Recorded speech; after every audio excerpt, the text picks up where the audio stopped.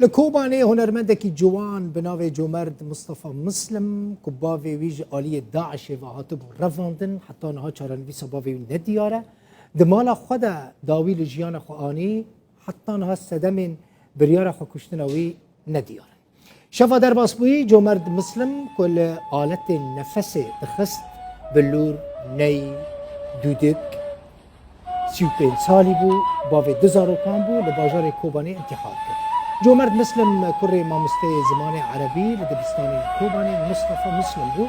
و در سال 2014 دا لناحیه سرینی لباشور کوبانی جالی داعش و هاتب رواندن و حتی نها چارنویس آویل دیانه هر وها جومرد